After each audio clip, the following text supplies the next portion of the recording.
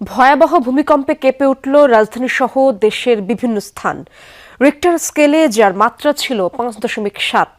আবহাওয়া দপ্তর জানিয়েছে উৎপত্তিস্থল ঢাকার পাশের জেলা নরসিংদীর মাধবদীতে।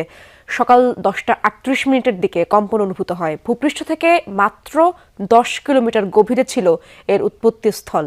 ফলে তীব্র ঝাঁকুনি দেয় ঢাকাসহ আশপাশের এলাকায়। ভবন ভেঙে ও দেয়াল ধসে এ পর্যন্ত ৬ জনের মৃত্যুর খবর পাওয়া গেছে, কিন্তু কিছু ভবন হেলে পড়ার খবরও পাওয়া গেছে। হঠাৎ ভূমিকম্প, ছুটির দিনে এক অন্যরকম সকাল। কেঁপে ওঠে সারা দেশ, ভয় আর আতঙ্ক।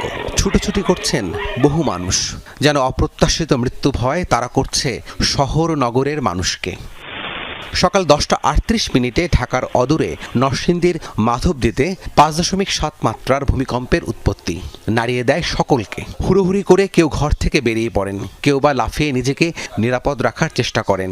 এসবের মধ্যেই ঘটে যায় অনাকাঙ্ক্ষিত কিছু ঘটনা, ঘটে হতাহতের ঘটনাও।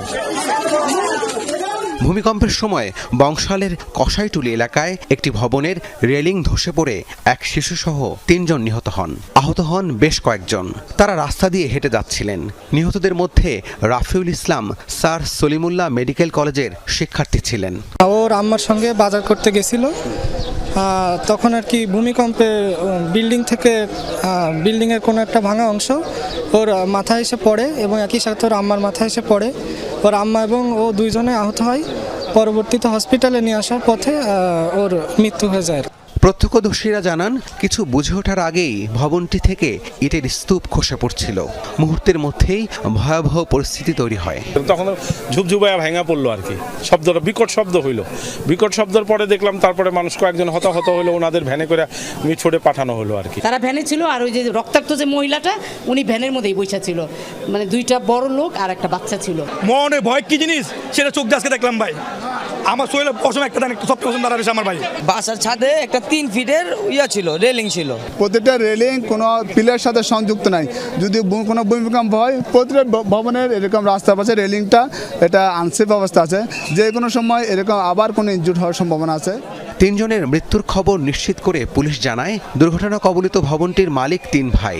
তাদের খোঁজে অভিযান শুরু হয়েছে। মোট 3 জন মারা গেছে। ওনাদের বাসার 3 জনকে খোঁজ করছি। ওনার বাসার মালিক 3 ভাই। ঘটনাস্থলে পুলিশ, ফায়ার সার্ভিস, সেনাবাহিনী এসে পরিস্থিতি নিয়ন্ত্রণের চেষ্টা করেন। মৃত্যু ঝুঁকি নিয়ে পুরান ঢাকার বাসিন্দারা এখানে বসবাস করেন। এভাবেই তারা আতঙ্কের কথা জানান। সম্পূর্ণ বিল্ডিং একেবারে কাঁপে গেছে, আমরা সব দৌড়ে নিচে নেমে গেছি। যেই